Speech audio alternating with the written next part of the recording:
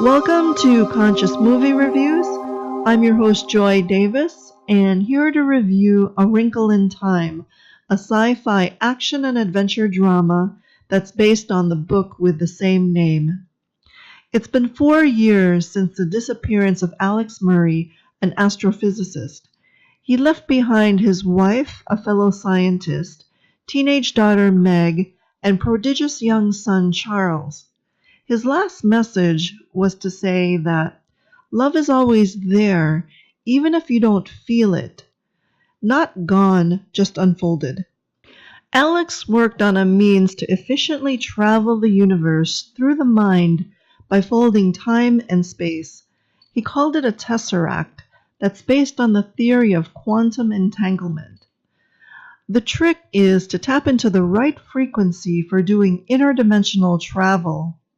When Alex discovered that it was the frequency of love, he disappeared. The phenomenon of quantum entanglement, called spooky action at a distance by famous theoretical physicist Albert Einstein, explains how we're all interconnected by a force, a unified field that creates invisible bonds to affect each other no matter the distance between us.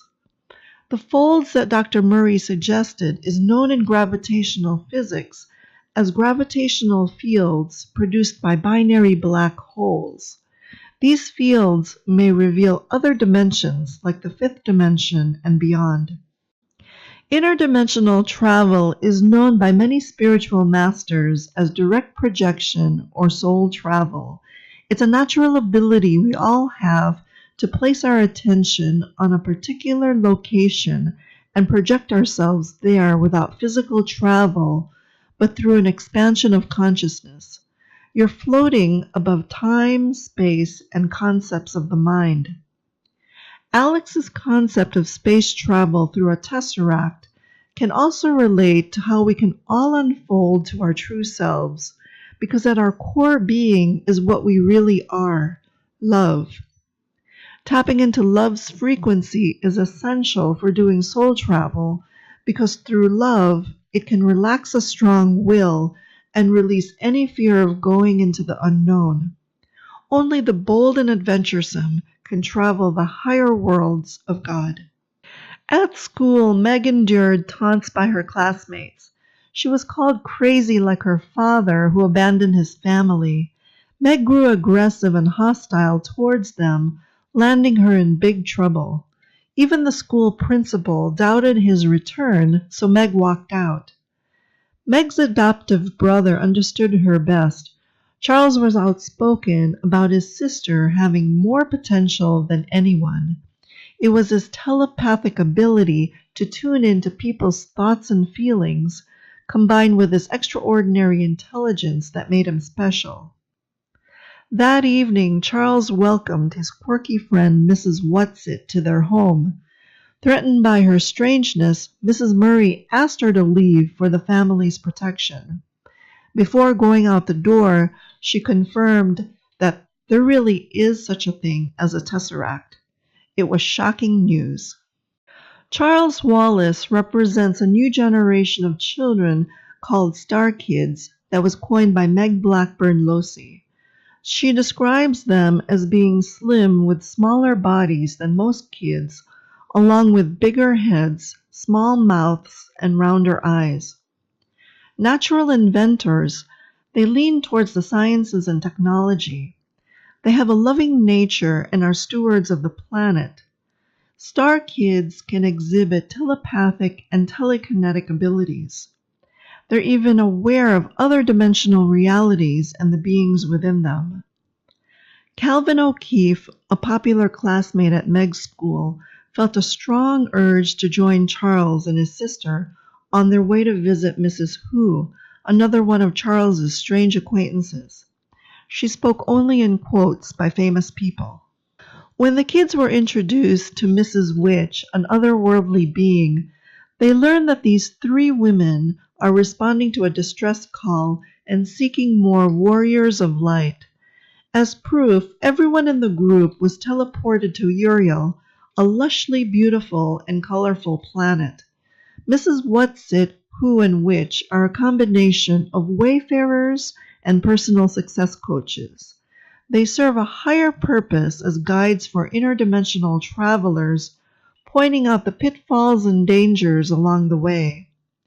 At Uriel, they were greeted by friendly flowers that were quick to gossip about witnessing Dr. Murry Tesseract earlier to and from their planet.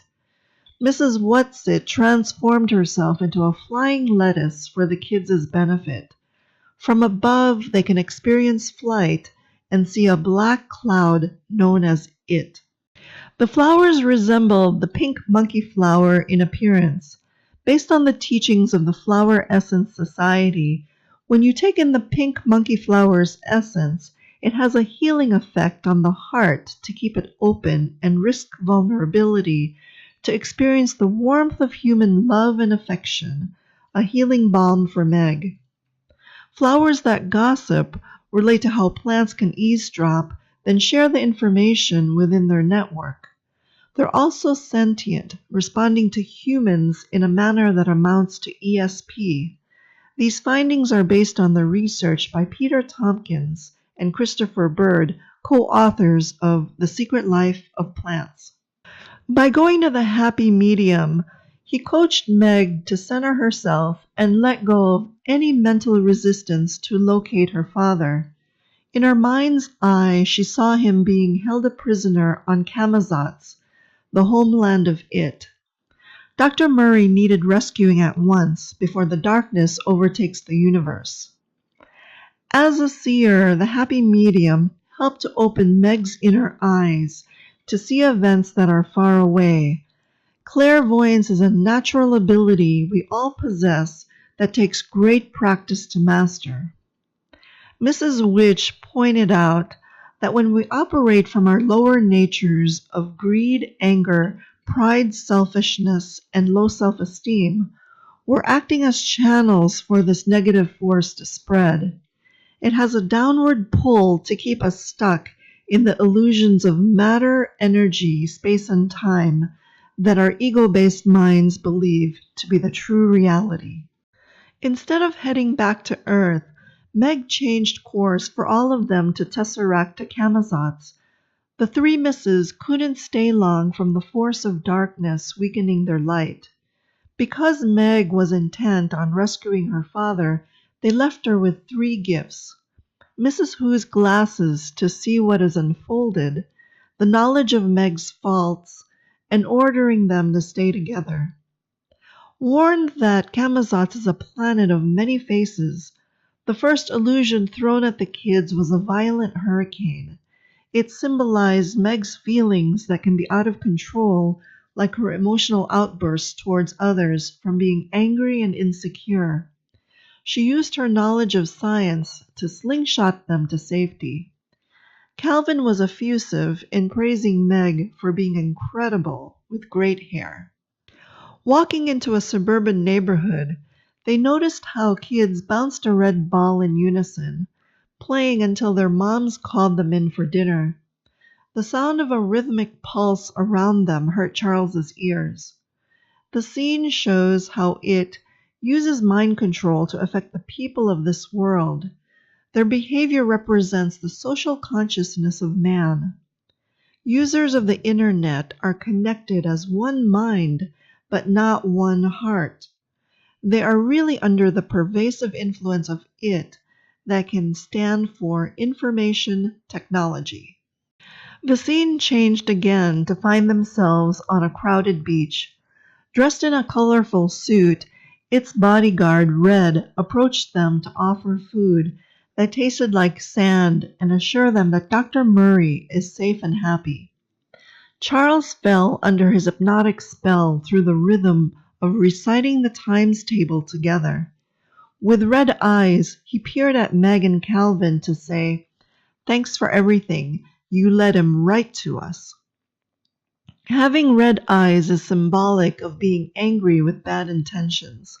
Charles represents the inner child under the spell of high-tech gadgets created by technocrats.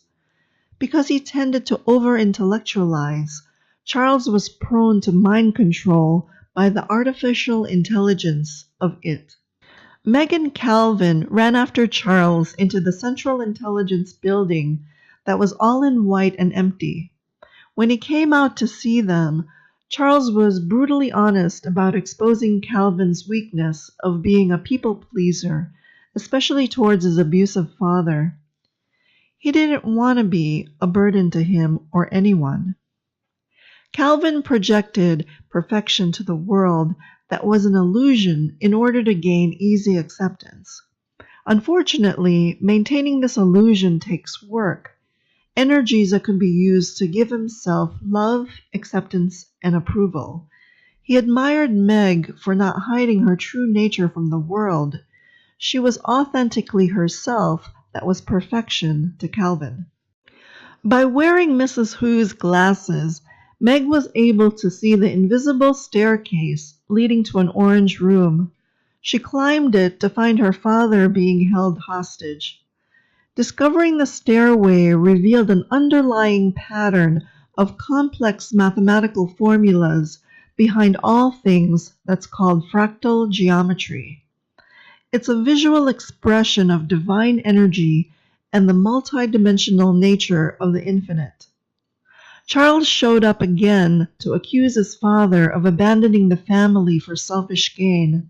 He dragged them before his master to place Meg and Calvin under its control. Alex opened a Tesseract for their return back to Earth, but without Charles. Meg refused to leave her brother behind. She confronted it that looked like a mind with neurons firing. Charles did his best to put his sister down by presenting a perfect version of Meg. Instead of falling for this emotional trap, she appealed to her brother with reminders of love. It weakened its mental grip on Charles for the kids to tesseract away from the planet. Meg had embraced her outer imperfections to realize that she is inherently good, perfect, and whole within everyone's true nature. Whenever we believe we're less than that, it's a lie perpetuated by the ego mind that keeps us separate from others. Brandon Bays, a self-help expert, explains that we worship the thoughts coming through awareness, believing them to be real, instead of trusting something deeper than our minds, something that only arises in thought-free awareness, grace. Before heading back home, the three misses expressed their jubilation to Meg. She was now a true warrior, like all those who came before her, who were willing to face their darkness to bring their best light to the world.